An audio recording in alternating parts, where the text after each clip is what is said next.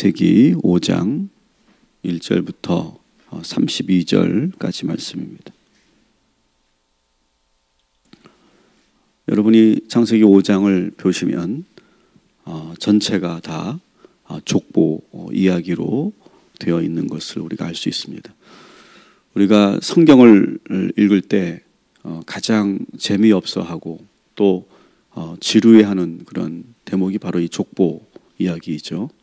그래서 보통 우리가 성경 통독을 하거나 우리가 성경을 읽을 때 이 족보가 나오면 사실은 그냥 읽지 않고 넘어갈 때가 많이 있습니다. 그런데 여러분이 오늘 이 말씀을 여러분이 들으시고 성경에서 또 어떤 족보가 나오면 그냥 지나치지 마시기 바랍니다. 성경에 나오는 이 족보는 아주 함축적인, 아주 그 안에 많은 이야기가 담겨져 있는 그런 말씀이 들어있다라고 하는 것을 먼저 알고 계시고, 또 가능하면 그 족보를 그래도 하나하나 우리가 읽으면서 가는 그런 노력을 좀 해보시면 좋겠습니다. 특히 창세기 5장 이 족보는 아주 풍성한 이야기, 함축적인 이야기들이 많이 있는 그런 대목이라는 것을 오늘 여러분들이 보시게 될 겁니다. 이 5장 족보는 4장에도 족보가 나오죠. 그죠? 4장을 한번 보실까요? 어제 여러분 보셨겠지만 4장에 나오는 이 족보와 비교해서 여러분이 이 말씀을 우리가 함께 보여야 됩니다. 4장 16절부터 24절에도 족보가 나옵니다. 근데 그 족보는 누구의 족보입니까? 아담의 첫째 아들 가인의 족보예요. 여러분도 아시는 것처럼 가인은 동생 아벨을 죽였습니다. 그죠? 그리고 그 4장 16절을 보면 하나님을 떠나, 그래도 있죠. 하나님을 떠나 에덴 동쪽 놋 땅에 정착하며 살았어요. 그곳에서 가인은 자식을 낳고 가문을 이루면서 살았어요. 여러분 생각해 보세요. 형제가 싸웠어요. 그리고 둘째 아들이 죽었어요. 이 부모인 이 아담과 하와의 그 마음이 어땠을까요? 아마 너무너무 상심했을 거예요. 기가 막히게 자기들이 낳은 두 형제가 싸우다가 죽은 것도 아니고 일방적으로 그 둘째 아들을 잃었다고 하는 이 현실을 여러분 한번 상상해 보십시오. 우리가 부모라면 너무너무 기가 막히지 않습니까? 우리가 자식을 키우다가 보면 형제들끼리 자매들끼리 남매들끼리 싸우는 걸 보면 막 속상한데, 속상한 정도가 아니라 지금 한 아들이 죽었다는 이 사실, 너무 고통스러웠겠죠. 그때 하나님께서는 이 두 부부에게 새로운 아들을 주셨죠. 그게 바로 4장 25절에 있는 그런 말씀입니다. 우리 한번 4장 25절을 같이 읽어보겠습니다. 아담이 다시 자기 아내와 동침하매 그가 아들을 낳아 그 이름을 셋이라 하였으니 이는 하나님이 내게 가인이 죽인 아벨 대신에 다른 씨를 주셨다 함이며. 아멘. 다시 하나님께서 세 번째 아들을 주셨습니다. 그게 누굽니까? 셋입니다. 우리는 가인과 아벨만 기억하지만 셋째 아들이 있었다라고 하는 겁니다. 이 셋째 아들을 주신 이유가 뭘까요? 이 두 부부에게 다시 위로를 주시기 위한 것이죠. 다시 새로운 소망을 주시기 위한 것이었습니다. 그리고 셋을 중심으로 가인과 또 다른 가문이 형성되는데 그 족보 이야기가 바로 5장이다 라고 하는 것을 여러분이 아시게 됩니다. 그래서 창세기에 나오는 이 두 족보는 소위 가인의 족보와 셋의 족보로 나뉘어져 있습니다. 그리고 이 가인의 가문과 이 셋의 가문이 어떻게 다른지, 그 처음 시작이 어떠했고 그 시작 때문에 어떻게 전혀 다른 그런 운명으로 가게 되는지를 우리가 보게 되는, 그래서 이 두 족보를 우리가 비교하는 것이 매우 중요하다라고 하는 겁니다. 그래서 이 두 족보를 한번 여러분들에게 간단하게 소개를 드리면, 가인의 족보는 7대 이르는 그런 족보로 되어 있고 셋의 족보는 10대로 이어지는 족보로 되어 있다. 단순 비교를 한다면 그렇습니다. 그리고 어제 여러분 가인의 족보를 보셔서 아시겠지만 가인의 가문은 크게 이 족보를 통해서만 우리가 알 수 있는데 이 가인의 이 가문은 세 가지 문제점을 가지고 있어요. 세 가지 문제점. 4장 16절에 보면 아까도 말씀드린 것처럼 하나님을 떠나 이렇게 되어 있죠. 하나님을 떠났다고 되어 있어요. 그리고 도시를 만듭니다. 4장 17절에 보시죠. 거기 보면 뭐라고 되어 있습니까? 성을 쌓고. 하나님을 떠나 성을 쌓았어요. 왜 그랬을까요, 여러분? 하나님을 떠났기 때문에 두려웠겠죠, 가인은. 그래서 성을 쌓아서 사람들끼리 모여서 사는 거예요. 그래서 하나님을 떠나서 인간들이 서로가 의지하고 그리고 그 두려움을 해소하기 위해서 성을 쌓고 도시를 만든 거다. 소위 이것을 문학에서도 그런 표현을 많이 해요. 가인의 도시, 그런 표현을 많이 합니다. 가인의 도시. 그래서 성경에서 이 도시에 대한 첫 번째 이미지는 부정적입니다. 하나님을 떠난 사람들이 모인 곳, 자기들끼리 의지하면서 하나님이 없어도 살아가려고 하는 사람들이 모인 곳, 이런 이미지가 성경에 있다라고 하는 것을 우리가 알 수 있습니다. 죄를 짓고 하나님을 떠난 사람들이 서로 의지하며 형성된 곳이 도시다라고 하는 그런 함축적인 그런 메시지가 여기에 있는 것이죠. 또 두 번째 특징은 이 하나님을 떠난 이 가인의 후손들은 도시를 형성했을 뿐만 아니라 인간 문화를 또한 발달시킵니다. 우리 4장 20절 22절 같이 읽어보겠습니다. 시작. 아단은 야발을 낳았으니 그는 장막에 거주하며 가축을 치는 자의 조상이 되었고 그의 아우의 이름은 유발이니 그는 수금과 퉁소를 잡는 모든 자의 조상이 되었으며 실라는 두발 가인을 낳았으니 그는 구리와 쇠로 여러 가지 기구를 만드는 자요 두발 가인의 누이는 나아마였더라. 아멘. 많은 문화들이 형성되죠. 가축을 치고 여러분 들에 있는 짐승을 가져다가 집에서 키우고 그리고 치는 이건 대단한 문화입니다. 그죠? 문화적 혁명이죠. 가축을 치고 악기를 만들고 새와 구리를 가지고 기구를 만드는 소위 말하면 인간 문화를 일으키는. 그래서 성경은 이 인간 문화에 대해서도 부정적인 그런 평가를 먼저 내리고 있는 거죠. 도시와 문화 이것은 바로 어떤 것인가를 이 족보에서 보여주고 있죠. 더구나 이 가인의 가문은 그 선조 가인이 폭력적인 모습을 보였는데 그것이 그대로 그 가문에 흐르고 있다라고 하는 것을 또한 보여줍니다. 23절 24절 같이 읽겠습니다. 라멕이 아내들에게 이르되 아다와 실라여 내 목소리를 들으라. 라멕의 아내들이여 내 말을 들으라. 나의 상처로 말미암아 내가 사람을 죽였고 나의 상함으로 말미암아 소년을 죽였도다. 가인을 위하여는 벌이 7배일진데 라멕을 위하여는 벌이 70배 이르로다 하였더라. 아멘. 자, 라멕의 노래다 이렇게 소위 불려집니다. 라멕의 노래. 그런데 보세요. 라멕이 어떤 사람이냐? 가인의 후손이었던 이 라멕이 어떤 사람이냐? 자기에게 누군가 상처를 줬어요. 상처를 줬는데 그 나를 상처를 준 사람을 죽였어요. 그죠? 그리고 나의 상함으로 말미암아 한 소년을 죽였어요. 그러니까 상당히 폭력적인 그런 모습을 우리가 보게 되죠. 그래서 가인의 가문은 하나님을 떠나서 도시를 만들고 인간 문화를 발전시키고 그 안에서 전쟁과 폭력이 난무하는 그런 결과를 낳았다라고 하는 것을 보여주는 그런 이야기가 바로 이 가인의 족보에 나오는 그런 내용입니다. 반면에 이 셋의 족보는 가인의 족보와 분위기가 많이 다릅니다. 완전히 다르죠. 아담과 하와가 아벨을 낳고 크게 상심하는 가운데 하나님께서 위로와 새로운 소망을 주시려고 셋째 아들 셋을 주셨죠.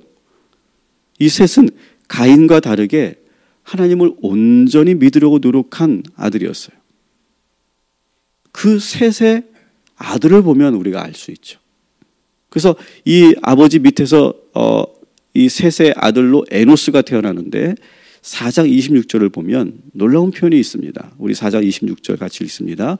셋도 아들을 낳고 그 이름을 에노스라 하였으며 그때 사람들이 비로소 여호와의 이름을 불렀더라. 아멘. 참 재밌습니다. 이 에노스라는 뜻 자체가 무슨 뜻이냐면 연약함, 유한함 그런 뜻이에요. 그런데 놀라운 것은 에노스는요, 두렵다고 연약하다고 사람을 의지하지 않았다는 거예요. 성을 짓고 자기들끼리 위로하지 않았다는 거예요. 인간 문화를 발달시켜서 스스로 만족하지 않았다는 거예요. 그는 연약하다는 것을 인정하고 뭐 했어요? 하나님의 이름을 부르며 기도한 첫 번째 사람이다. 이렇게 소개하고 있어요. 여러분, 우리 인간은 연약합니다. 유한합니다. 우리는 한계가 너무나 많은 사람, 우리는 다 죄인들이죠. 그런데 그 안에서 우리들끼리 자꾸 인간을 의지하고 도시를 만들고 문화를 형성하면서 그 안에서 우리가 사는 것이 아니라 이런 한계 상황 속에서 여러분 하나님을 붙잡으시기를 주님의 이름으로 축원합니다. 세상 즐거움을 붙잡거나 돈을 의지하거나 사람을 찾아 헤매지 마시기 바랍니다. 오직 여호와 하나님만을 부르시고 그 하나님만을 붙잡으시기를 주님의 이름으로 축원합니다. 이것이 바로 가인의 후손과 이 셋의 후손의 결정적인 차이라는 거예요. 겉으로 보기에 여러분 가인의 도시 되게 크게 크고 화려해 보이죠. 최첨단 문화가 만들어졌기 때문에 뭔가 앞서가는 것처럼 보이죠. 그러나 그 안에 있는 인간의 탐욕과 폭력, 전쟁 그런 것들이 끊이지 않아요. 반면에 셋의 가문은 하나님을 찾는 가문으로, 하나님을 부르는 가문으로 시작된다라고 하는 사실. 여러분, 여러분의 가정과 여러분의 가문이 가인과 같은 그런 가문이 될 것인가, 셋의 가문이 될 것인가는 우리들에게 달려있다고 생각합니다. 여호와 하나님을 부르는 그리고 기도하는 2020년 새해가 되시기를 주님의 이름으로 축원합니다. 4장 26절은 새로운 그런 그에서 셋은 새로운 소망과 위로의 아들이었는데 또 다시 한번 5장에 가면 이 셋에 대한 소개가 또 나오고 있습니다. 5장 1절부터 3절까지 셋에 대한 또 다른 의미를 우리가 함께 보겠습니다. 같이 읽습니다.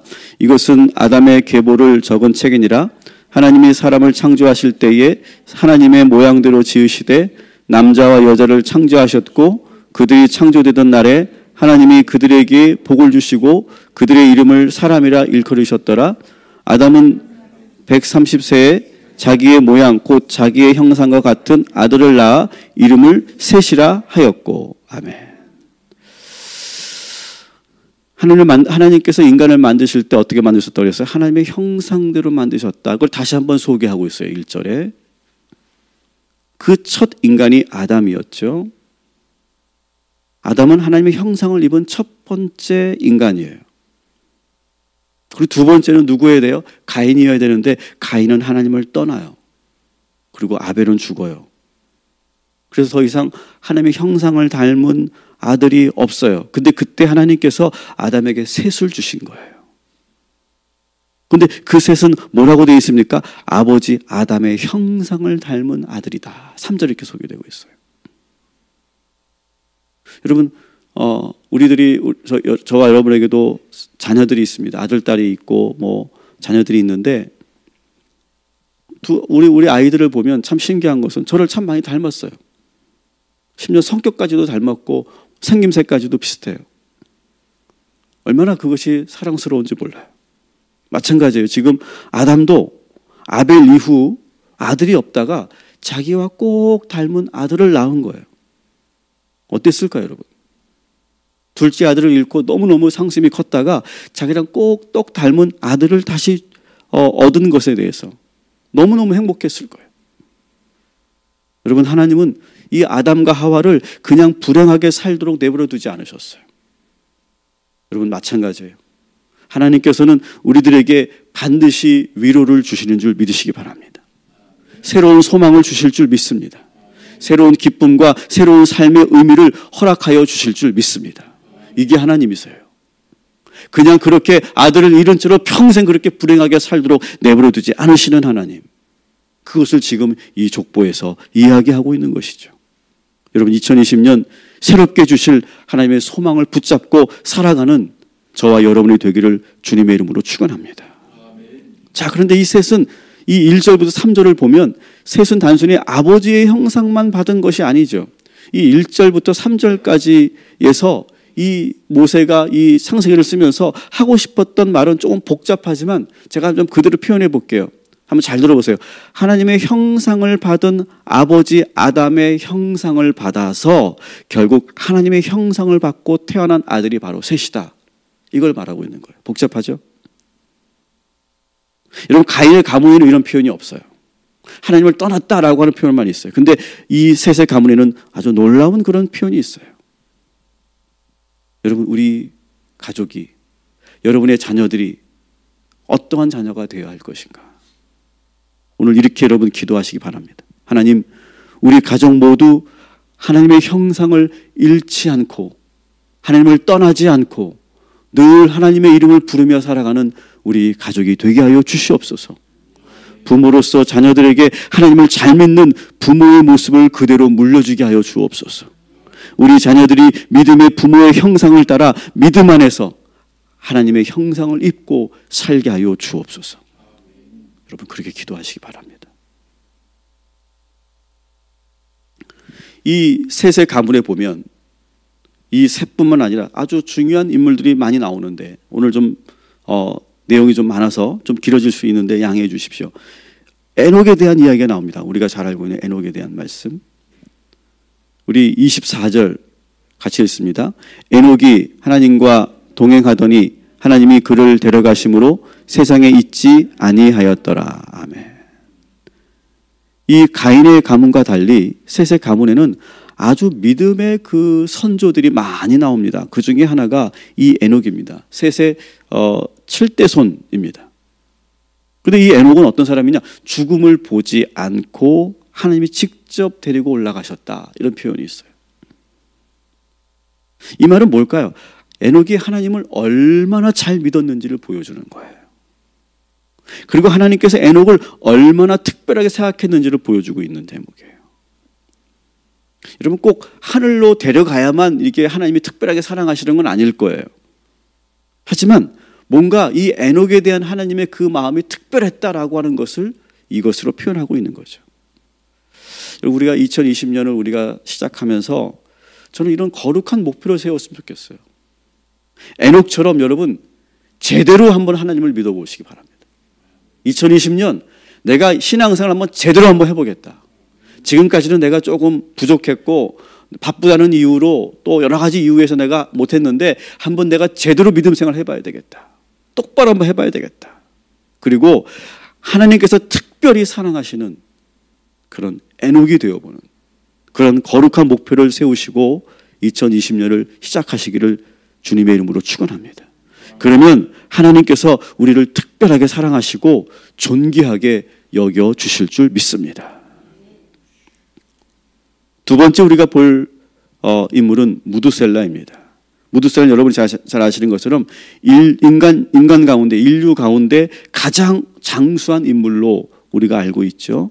25절부터 27절 같이 읽습니다.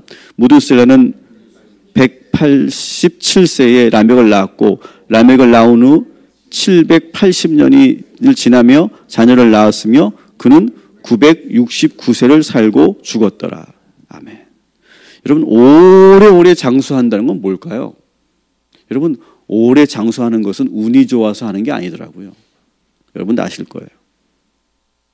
100세를 넘으신 어르신들을 이렇게 관찰해 보면요, 보통 사람들과는 아주 다른 습관을 가지고 있어요. 건강 습관들을. 그 습관을 1, 2년 정도 한 게 아니고 수십 년 혹은 일평생을 한결같은 패턴으로 꾸준히 성실히 살아오신 분들이더라고요. 운이 좋아서 장수하는 게 아니더라고요. 여러분, 장수뿐만 아니라 다른 일도 마찬가지예요. 무슨 일든 오랫동안 할 수 있고 어떤 직업이나 어떤 조직에서 오래 살아남는 사람들을 보면 다 똑같아요. 역시 좋은 습관들을 가지고 있어요.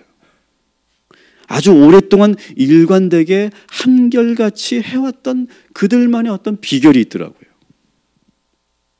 여러분, 2020년 우리가 또한 목표를 삼아야 하는 것은 바로 좋은 습관, 거룩한 습관을 갖는 그런 한 해가 되기를 주님의 이름으로 축원합니다. 지금부터라도 여러분 좋은 습관을 만들어 가고 그 습관을 앞으로 여러분이 죽을 때까지 계속 유지하는 목표를 한번 세워보시기 바랍니다.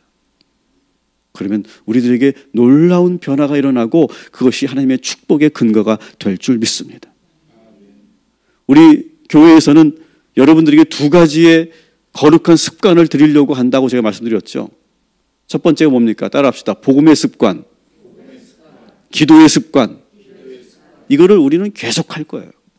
그래서 아예 우리의 삶 자체가 모든 걸 다 복음으로만 보는 거예요. 세상의 가치관으로, 세상의 눈으로 보지 않고 복음의 눈으로 모든 걸 바라보고 모든 것을 복음으로 해석하는, 그리고 복음의 말만 나가는 그런 습관. 그리고 어떤 상황에서도 늘 기도로 이기고 기도로 무장하고 기도로 응답받고 기도로 극복해가는 습관. 이 두 가지 습관만 있으면 우리는 놀라운 하나님의 축복과 무드셀라와 같은 그런 오래 견뎌나갈 수 있는 그런 힘과 능력을 우리 하나님께서 허락하여 주실 줄 믿습니다. 또 한 사람이 나옵니다. 마지막으로 우리가 보게 되는데요.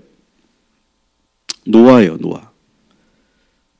우리가 노아하면 방주만 생각나는데 사실 이 5장 29절부터 32절에는 새로운 노아를 우리가 보게 됩니다.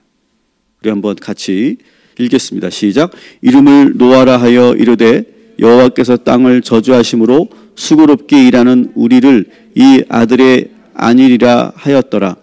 라멕은 노아를 낳은 후 595년을 지내며 자녀들을 낳았으며 그는 777세를 살고 죽었더라. 노아는 500세 된 후에 셈과 함과 야벳을 낳았더라. 아멘.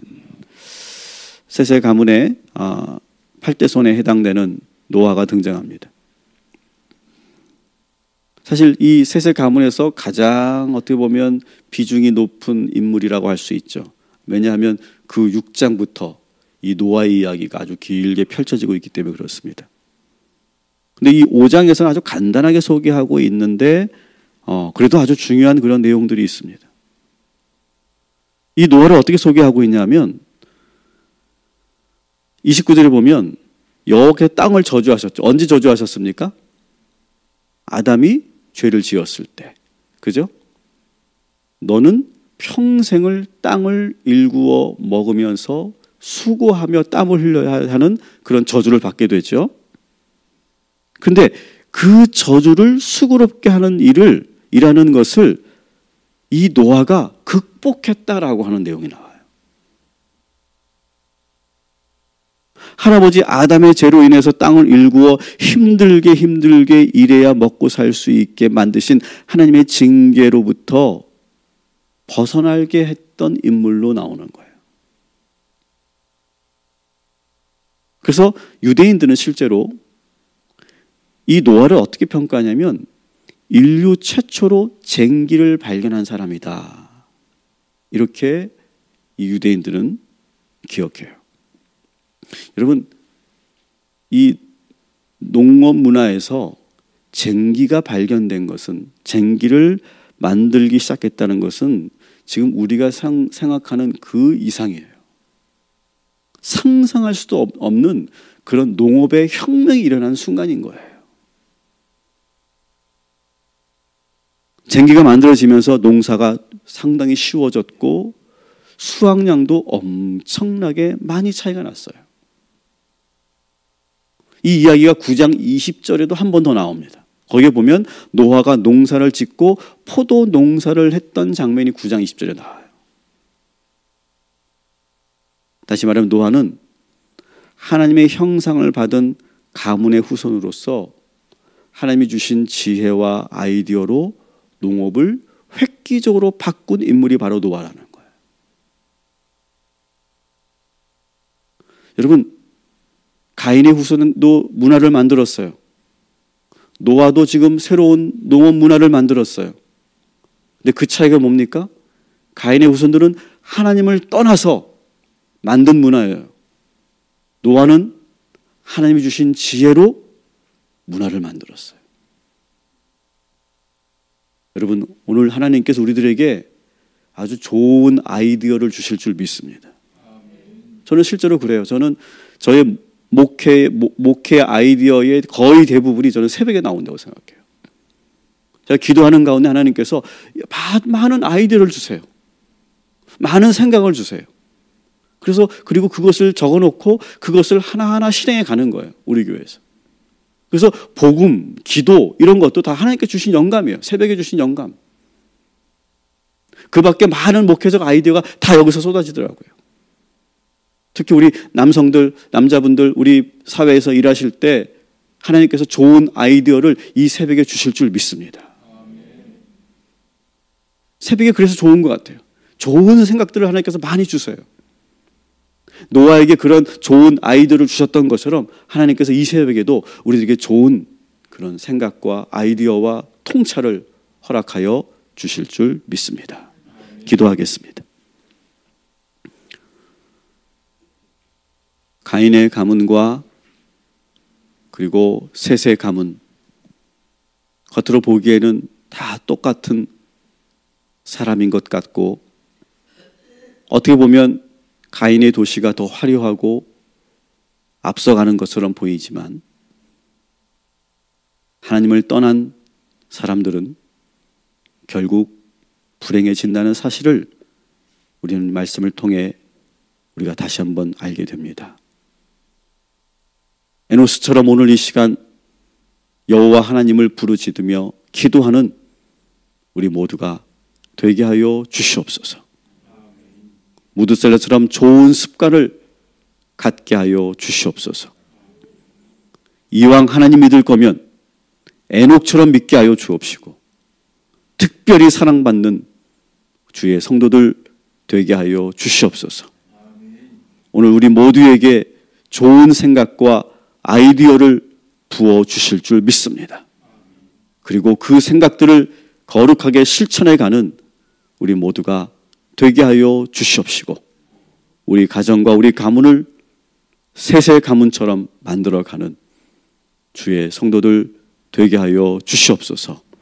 오늘도 우리 희강이와 유준이와 조영정 원사님을 위해서 기도합니다.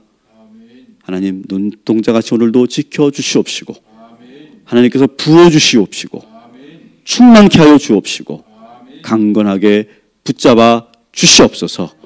오늘 주의 말씀을 듣는 모든 성도들에게 함께 하셔서 저들의 가정과 가문을 복되게 하여 주시옵시고 지금 우리들이 새로운 아담이 되어서 다시 한번 이 가문을 일으키는 믿음으로 다시 새롭게 하는 그런 비전을 허락하여 주시옵소서.